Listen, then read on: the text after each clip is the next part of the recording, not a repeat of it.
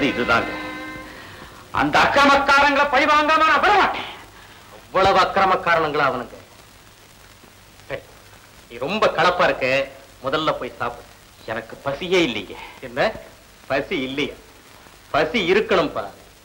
பசி இருந்தா தான் மனிதன் வாழ்க்கையில உயர முடியும். பசி உள்ள நாடு தான் முன்னேற முடியும். பசியினால தான்பா இந்த உலகமே நடந்துகிட்டு இருக்கு. அதனால ஒவ்வொருத்தருக்கும் பசி இருந்தே தீரணும்ப்பா. உண்மைதாங்க, எனக்கும் அடங்காத பசி இருக்குங்க. என் தங்கச்சி அநியாயமா கொண்டாடுங்களே, அவங்களை அழிச்சாதாங்க என் பசி அடங்கும். தம்பி, உன்னுடைய வேதனை என்னால புரிஞ்சுக்க முடியுதுப்பா. அப்பா, அவர் முதல்ல சாப்பிடட்டும். ஆமாமா, நீ முதல்ல சாப்பிட்டு ஓய்வெடுத்துக்க, மத்ததெல்லாம் அப்புறமா பேசிக்கோ. வா. ராட்சசபண்டு, இவன் உண்மையிலேயே மயங்கி கிடந்தவனா இல்ல மயங்கி கிடந்த மாதிரி நடிச்சு நம்ம இடத்தை தெரிஞ்சுக்க வந்தவனா எனக்கு சந்தேகமா இருக்கு. சரியா சொன்னீங்க. அவன் முழிக்கிற முழிய பார்த்தா எனக்கே சந்தேகமா இருக்கு.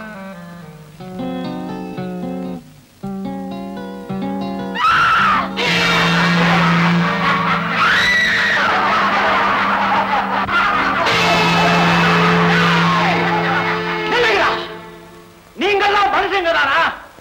ஒரு பெண்ணை அவமானப்படுத்தி எல்லாருமா சிரிச்சிட்டு இருக்கீங்களே, உங்களை எல்லாம் பெத்தவன் ஒரு பெண்ணு தாங்கிறத மறந்துடாதீங்களா?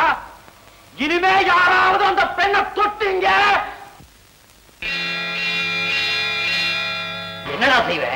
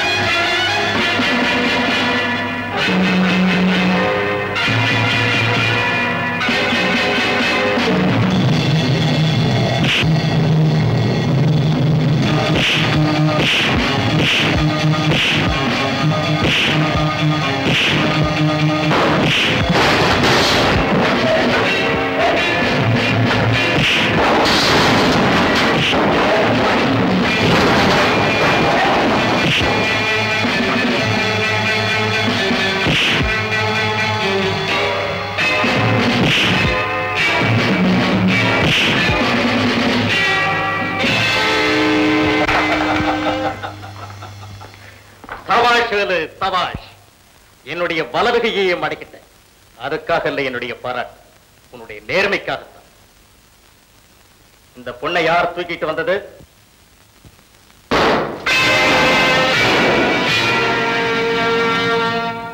நீ யாருமா? உங்க ஊர் எது? வீரான ஒரு மிராசி தங்கச்சினாலே கோயிலுக்கு போய்கிட்டு இருந்த என்ன தூக்கிட்டு வந்துட்டாங்க. ஓ, வீரான் ஒரு பெரிய ராஜாவோட தங்கச்சியா நீ? வேலு, எந்த குடும்பத்தை நீ பழி வாங்கணும்னு துடிச்சுக்கிட்டு இருக்கியோ அந்த குடும்பத்தை சேர்ந்த பெண்ணே உன் முன்னால நிக்கிறாப்பா. என்னங்க இது? அண்ணனுங்க செய்த தவறுக்கு தங்கச்சி என்னங்க செய்வா? பொல்லாத குடும்பத்துல பிறந்த இந்த பொண்ணு மட்டும் எப்படிப்பா நல்லவளா இருக்க முடியும்? ஏங்க முடியாது. எருக்கங்காட்டுல கூட மல்லிகை முளைக்கலாங்க. அந்த அக்கிரமக்காரன் குடும்பத்துல பிறந்த இந்த பொண்ணு மட்டும் ஏங்க நல்லவா இருக்க கூடாது? சரிதான். புலிவேட்டைக்கு புறப்பட்டவன் மான பார்த்தா விட்டுடவா போறான்னு நினைச்சேன். நீ புலிவேட்டைக்கு மட்டும்தான் புறப்பட்டவங்கிறத புரிஞ்சுக்கிட்டேன். சரி, நீயே அந்த பெண்ணை கூட்டிட்டு போய் விட்டுட்டு வா.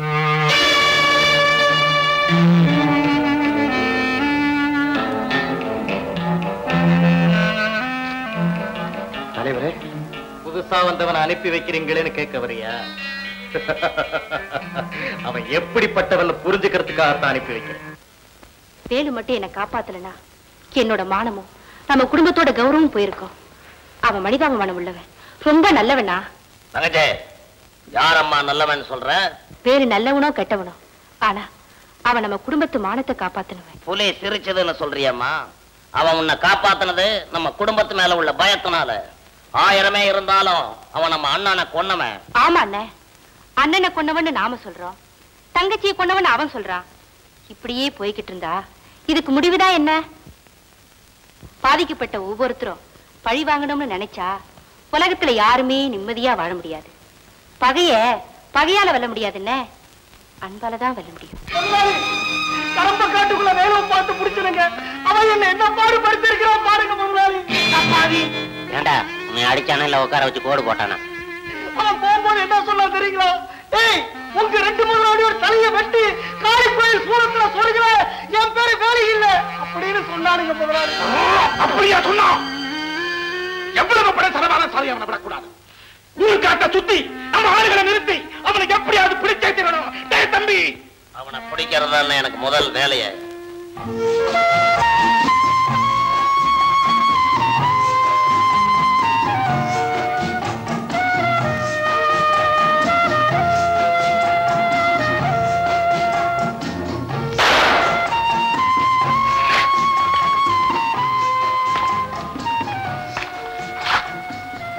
இந்த இடம் உங்களுக்கு பிடிச்சிருக்கா?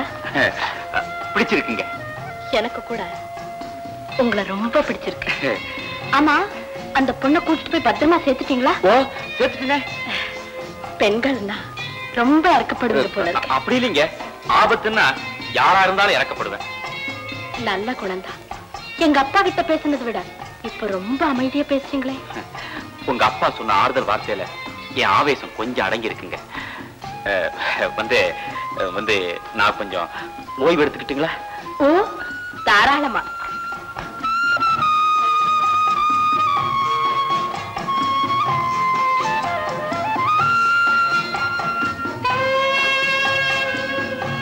இப்ப படுக்கலாமே? நீங்க படுத்துக்கங்க. இங்க யாராவது பார்த்தா கூட தப்பா நினைப்பாங்கல்ல?